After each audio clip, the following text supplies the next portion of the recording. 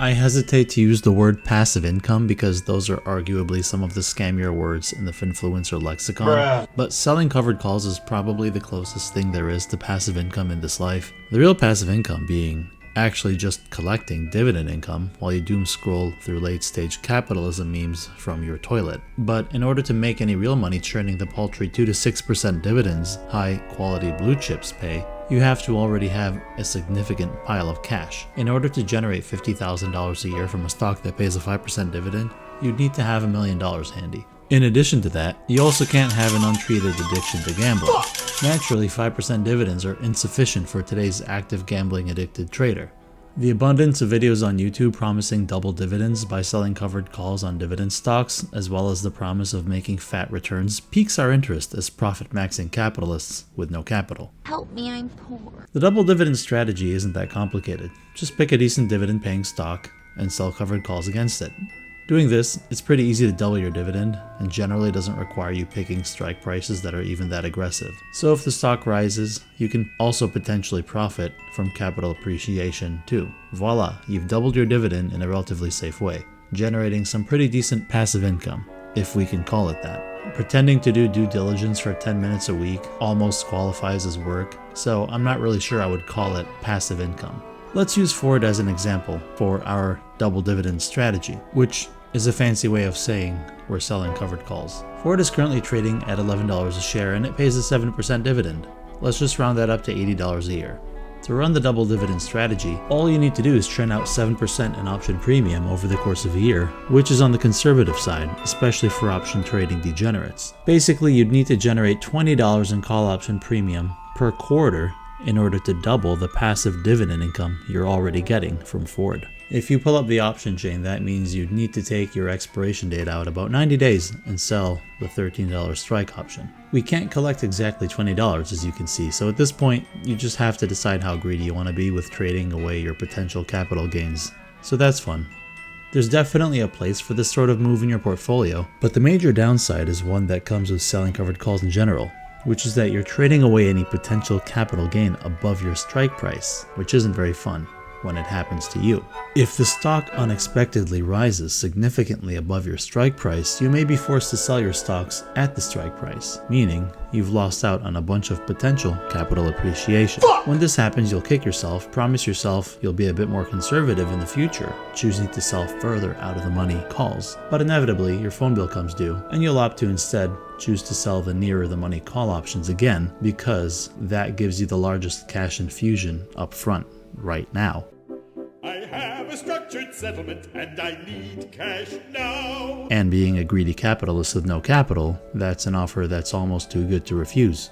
It's a slippery slope, and if you're greedy, you can miss out on a lot of capital appreciation by doing this. Anyway, selling covered calls is a decent strategy, but there is a right way and a wrong way to do it. And it comes back to something I always say, which is that there are two ways to trade options, like a gambling addict and like a risk manager. When I discovered the magic of selling covered calls, I had the same reaction you probably had. Wow, this is really easy. I wish I'd known about this sooner. But as you start selling covered calls, you begin to realize that these dark arts come with a price. And that price is that you potentially miss out on capital appreciation, especially in a rising market. Making a 75% return on your $22 call option is great and all, but it's hard to enjoy that win when your underlying 100 shares are down like $2,000. If you've dabbled in the dark arts of options, you know exactly what I'm talking about.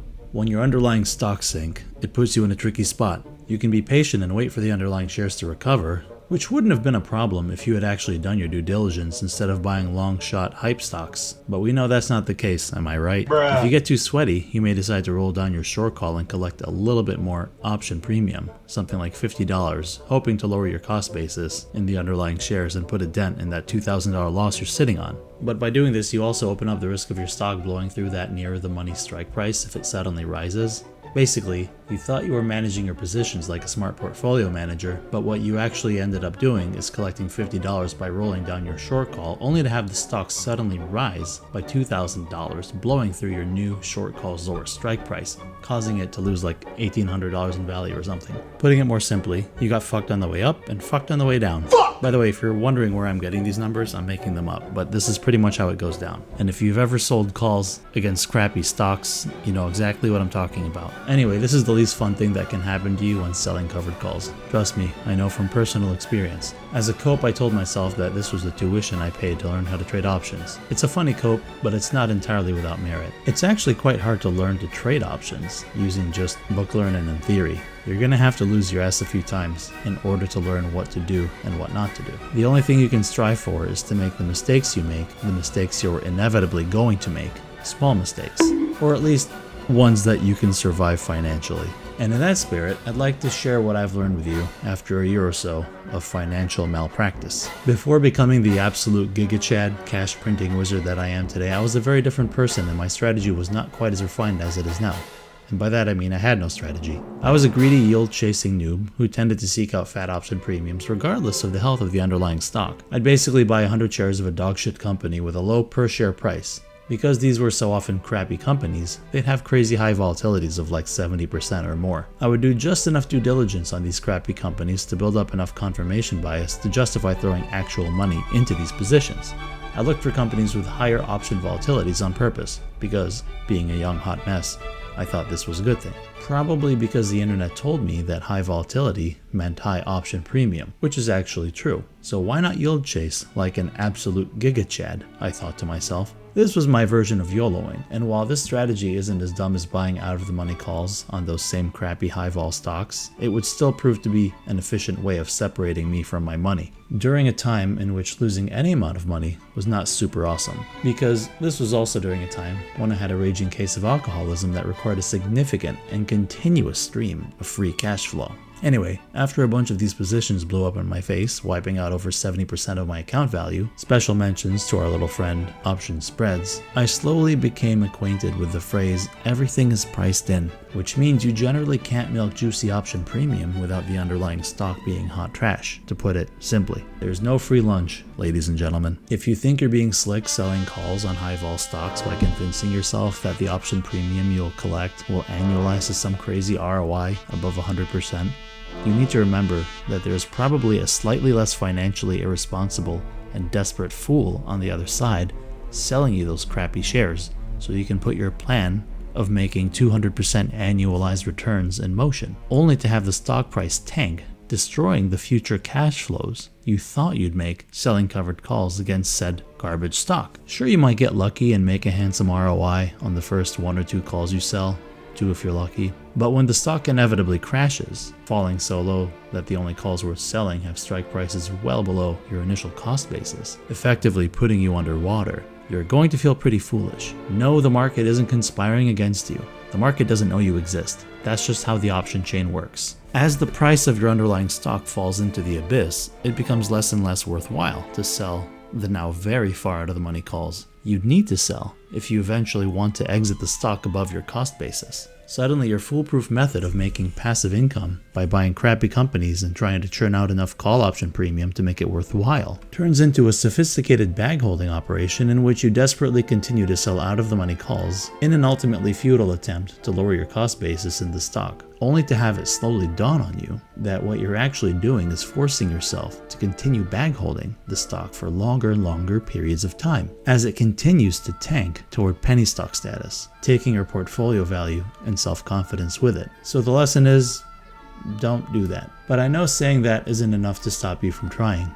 So maybe going over some numbers will dissuade you from yield chasing call option premium on high vol stocks. Let's start with the basics of volatility. A stock is volatile if it swings up and down a lot. It's as simple as that. Volatile stocks tend to be financially unstable and historically prone to sudden dips. The volatility of a stock leads to its options having higher implied volatilities, and higher implied volatility means the option will cost more than an option with lower implied volatility. This means that options with higher IVs are more expensive to buy, but also more lucrative to sell, which is why we get greedy and try to sell them. Basically, a failing company will have a super high IV, meaning that you can buy 100 shares for like $4,000 and sell weekly calls and collect a super high premium of like $300, which is awesome, until the underlying stock tanks 50%, losing you $2,000. But hey, at least you generated passive income, because passive income is so important, right? Besides, you're actually smart, because you're not really down $2,000. You're technically only down $1,700,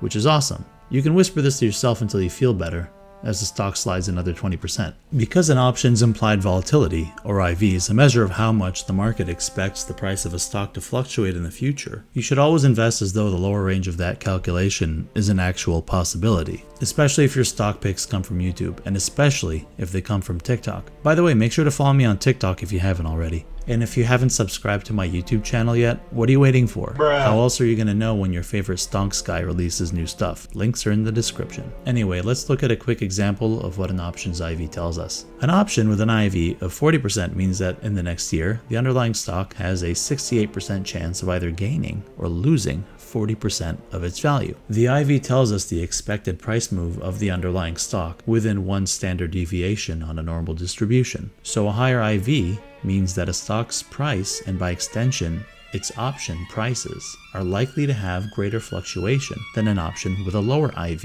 For example, let's say we've got two options, one with an IV of 20% and another with an IV of 40%. The first stock has a 68% chance of either rising or falling by 20%, and the second has a similar chance of rising or falling by 40%. For those of you who aren't sure where I'm getting that 68% probability, that number just represents one standard deviation from the current stock price on a normal distribution. So as you can see, a stock with a higher IV can potentially appreciate more, delivering you some juicy gains, but it also exposes you to more downside risk. As we've discussed, higher IV stocks have more expensive options. This should activate that little voice in your head that reminds you everything is priced in. Don't get any silly ideas of getting rich quick by buying high volatility stocks and cranking out covered calls. I've tried it. It doesn't work. You may get lucky selling a couple of calls against your long position, but doing this over the medium to long term is a losing battle because, as we all know, everything is priced in. Remember, you can't fight statistics, but you can very easily become one. But if you're someone who's selling high volatility options right now, you're not exactly beyond redemption like the Wall Street bets degenerates who buy 0 days till expiration out of the money calls, but you are showing some warning signs of being a problem gambler. If the option premium you can collect annualizes to an ROI of 100% or more, chances are you're not investing so much as you are tempting the market gods to redistribute your account value to less financially illiterate traders. I'm not even saying that you can't potentially make 80% ROI in the stonks market during a bull run. I'm just saying that if you expect these returns consistently,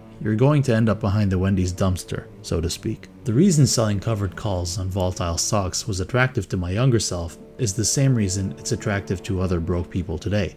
It takes a lot less money to buy 100 shares of a crappy $12 stock than a decent company with actual growth prospects. So as someone who's drawn, like an amorous pirate, by the siren song of passive income, I opted to buy high IV stocks with juicy options so I could sell covered calls, rather than simply buying and holding 10 shares of Microsoft for a year and actually making money. Even though I knew at the time that buying cheap stocks just to milk high IV options was a risky strategy, I thought my luck would hold out long enough to beat the normal distribution. But sadly, that was not the case. Of course, I would have preferred to run this strategy on good stocks, but I was broke and I needed to stack paper as quickly as possible. Turns out that the less money you have and the less patient you are, the higher your propensity is to do stupid things in the stock market.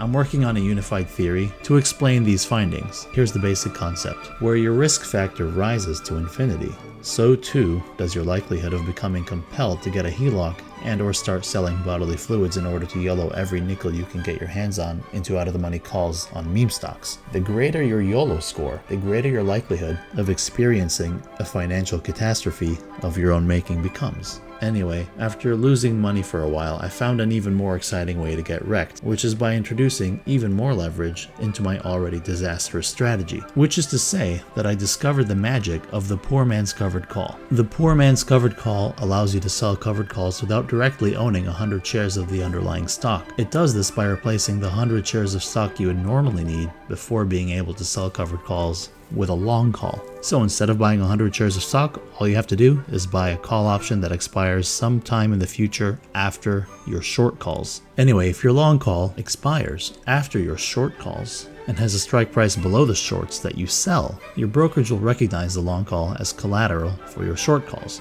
The poor man's covered call is similar to a call debit spread, except in this case, your shorts expire sooner than the long leg of your position. This gives you the impression that you're generating passive income, while the larger leg of your position, the long call, or the leap, gets absolutely decimated if there is a sudden dip in the price of the underlying stock. Not only that, but you've now introduced a new risk element to the overall operation of selling covered calls: theta decay.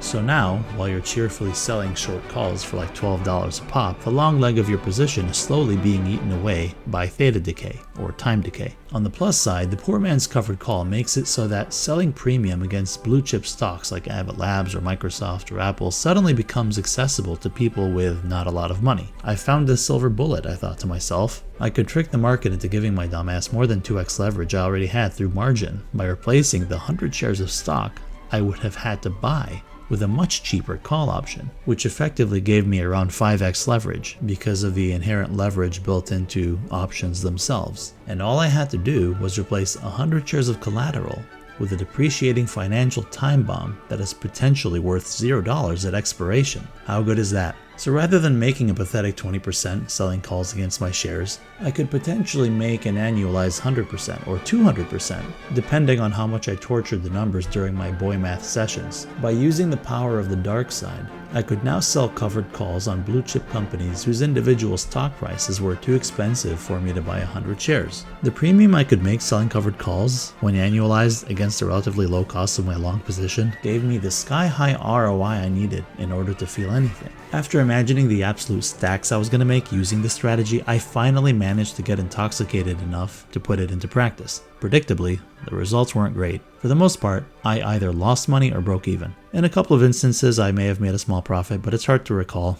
That period of my life is a bit of a blur. Because of how unwieldy the poor man's covered call strategy is, I was often stuck in these positions for long periods of time, greedily rolling down my short calls and then panicking when the underlying stock unexpectedly showed signs of life. The decision tree for managing a poor man's covered call is basically purgatory. You see, when you buy a stonk that you believe in, you just have to hold it until it goes up. If it goes down, just keep holding. If it goes up, sell it. Easy. That's the decision tree. But if you replace actual shares of stock with a call option, a rapidly depreciating financial time bomb whose value derives from a bunch of variables you don't understand, sitting and waiting for the stonk to go up is not a luxury you can afford anymore because of theta decay, the amount of value your options lose as they hurtle through time and space toward their expiration dates. When you decide to complicate your life by selling calls against your leaps, you now have to decide what to do if the underlying stock dips. Do you roll down your short call? If so, by how much? These are hard choices to make as you're shitting your pants looking at a 50 to 70% loss in your long position. If the underlying stock goes up, your life is a little bit easier, but then you still have to decide whether or not to roll the short call up and out, or maybe you just want to close it and continue riding the long call as it appreciates, in which case you're kicking yourself for trading hundreds of dollars away already in capital appreciation from your long call, all for a measly $23 or whatever the hell you were able to collect in passive income from your short call. Anyway, after a while, I came to the sad realization that the poor man's covered call was not the key to riches it was made out to be. I often hear people use phrases like buying calls gives you control of 100 shares, but this wording is a bit misleading because if the price of the underlying stock goes down, owning a call doesn't give you control over shit. The call itself becomes a rapidly depreciating financial time bomb, and the only thing you have control over is how much money you're going to lose, which is basically the cost of the call option. The prospect of owning a leap, just so you can generate $12 a week in option premium, is probably the stupidest thing you can do, particularly if you're already losing money in the stock market. The poor man's covered call strategy is dangerous for beginners because it encourages you to think about buying a call as a way to generate passive income by selling short-term calls against a leap, whereas your focus when getting into a long call should generally be on the long position itself appreciating. You shouldn't buy long calls unless you are very bullish on the underlying stock. Buying a call on its own is a very directional bet that the underlying stock is going to rise. You really have to believe that before you buy a call. So buying a leap and immediately shorting it defeats the purpose of buying a leap, which demands a much higher directional bias from the investor than just owning 100 shares of the underlying stock. Buying 100 shares of stock may be more expensive than a leap, but the stocks are not subject to theta decay, which means you probably will be able to sleep at night knowing that your position most likely won't go to zero and destroy your portfolio, or at least not as quickly. If you feel the need to churn out $12 to reduce your cost basis in a leap, you might be popping too much copium due to the fact that you went long on a position without doing any due diligence. Trust me, no judgment here, we've all been there. I'm kind of retarded. But you should have a strong conviction anytime you buy a call, because all it takes is one bad day to completely wipe your shit out. Remember, there are two ways to trade options, either like a smart risk manager or like a gambling addict. Your job as an option trader is recognizing that you got that dog in you and do your best to curtail your gambling impulse before it mutates into a full-blown problem and destroys your life. But what if you can't help yourself? After all, a junkie can't just quit cold turkey. Luckily for you, I've devised a treatment, which I've built around the methadone clinic model. As you invest, make sure the majority of your positions, 90% or more, involve buying actual shares or selling puts, and use appropriate position sizing. Keep powder dry and buy stocks and companies you actually think have a good future, and do your very best to make sure that you don't overpay. After all, the whole business of investing can basically be boiled down to one simple rule: don't overpay. If things go well and you end up making money for a month, then congratulations, you've earned the right to YOLO some money, as long as you position size appropriately. So let's say your portfolio was $10,000 and you made $500 in a particular month. Congratulations, you've earned the right to donate 20% of your profits, or $100, to Wall Street. Shut up and take my money! This should be enough money to buy 1 or 2 call debit spreads or do an iron condor or something like that on a meme stock prior to earnings. So go ahead, go nuts. Want to buy a put on Meta because you think Mark Zuckerberg is a reptilian alien freak? Go for it. He definitely is, and trading based on emotions and personal vendettas against weird lizard men does have the potential to outperform your coworkers at Wendy's. As for me, I'm somewhat of a degenerate myself. Right now I've got leaps on SoundCloud and a call debit spread on MSTR. Unfortunately for me, MSTR has a pretty low options volume. So even though the underlying stock price is literally $70 above my strike prices, I can't really close a position for more than 10% profit right now, even though there's only 3 months left until expiration. How great is that? These are the sorts of boneheaded degenerate plays I'm trying to warn you about. You gotta pay attention to option volumes, or you might get stuck bag holding, even if you are directionally very correct. Since this video is about covered calls, I'll share my current set of rules, which has served me pretty well in the current market. So here they are. I generally target a 0.25 to 0.4 delta, depending on market conditions, when selling covered calls. In a bull market, I try to sell calls that are further out of the money and closer to a 0.25 delta. And in a choppy market, I'm more comfortable targeting nearer the money calls closer to that 0.4 delta to churn out a little bit more premium. I like stocks whose options have an implied volatility of between 30 and 45%. Anything less than 30% implied volatility, and you're literally better off just buying and holding, especially in a bull market. Selling covered calls with IVs above 45% implies that the underlying stock might be a bit risky. Remember, selling calls to lower your cost basis in a crappy stock doesn't make it okay to buy a crappy stock. I make an exception for stocks whose IVs rise above 45% if that volatility occurs during times when companies naturally experience higher volatilities, such as around earnings calls. I actually think this presents a great opportunity to milk some comparatively high option premium on good companies, whose IVs tend to be on the low side the rest of the year. For example, Apple's options generally have IVs in the mid-20s, but near earnings time, I've seen them floating around 33%. As for expiry dates, I usually sell calls expiring within 30 to 45 days. I don't often sell weekly calls because when stocks jump, they tend to really jump. A 5% bump in a stock price over a few days could quickly blow through your short-term call, and when it does, the small amount of premium you collected on a weekly call probably wasn't worth losing all the capital appreciation in the stock price. That's why I mitigate that risk by selling calls that are a bit further out in time, which gives me a bit more upfront premium to make the potential trade-off of capital gains more favorable. It never feels good trading away sudden jumps in stock appreciation in exchange for collecting $12 in weekly premium. so don't do that. I'd rather take my strike and expiration dates out a bit further so that the premium I collect is worth the risk of losing out on any potential short-term stock appreciation. Basically, the larger the premium you collect up front for the same strike prices, the higher the underlying stock can rise without making the whole operation of selling covered calls counterproductive. We also need to make sure our options have good volume. You want to be able to close your positions out pretty easily, but there's an exception to this rule. If you're really confident, there is something to be said about lower volume options that may not be priced sufficiently, which means that you might be able to milk more premium than you otherwise would have by selling calls on more popular stocks. I've dabbled with lower option volumes before with mixed results. It's not something I do often, so I can't recommend it. That's why I'm still sitting on my call debit spread for MSTR. Anyway, it's more of a scratch your gambling itch kind of thing, so proceed with caution. When it comes to closing or rolling my options, I start thinking about doing it when they're up about 70 or 75%. Or when the option has 17 to 25 days till expiration. Most of my rules are based on ranges. There's not really a bright line test for any of this stuff. Selling calls is a bit of a science, but it's also a bit of an art. Over time, you'll begin to feel what the right move is. Just don't get too artistic. Anyway, once your short calls gain 75% or more in value, I find it's generally not worth it to wait another 17 or 20 days to collect the remaining 25% in premium. At that point, I'd be looking to roll it out another 30 to 45 days. And that's pretty much it for my rules for selling covered calls. Simply rinse and repeat for the rest of your life, and voila, you've got something approximating passive income. Remember, don't get too greedy. There's a break even to this, at which point you're spending way more time being a super active trader only to basically break even with team buy and hold. And it's not passive income if you're losing sleep over it. So to recap, here are the rules we went over. Sell calls between 0.25 and 0.4 delta with decent trading volumes so it's easy to close when you need to,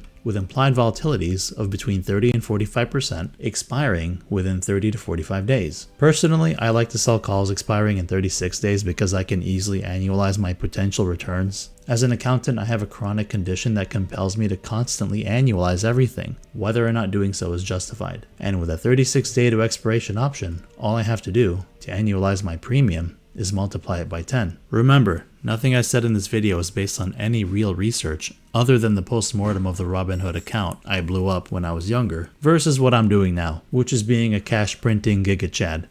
But just look at me now. I feel like a new man. Historical results are not indicative of future returns. So even though I'm making out like a bandit now, that doesn't mean I won't lose all my shit tomorrow and ask you if I could pick up an extra shift at Wendy's. As the old saying goes, this is not financial advice. I know I say that a lot, but I need to cover my ass in case you listen to me and end up destroying your life. If this video has motivated you to destroy your finances by gambling with options, be sure to sign up for a Robinhood account using my link in the description below. Happy trading, friends. Bye for now.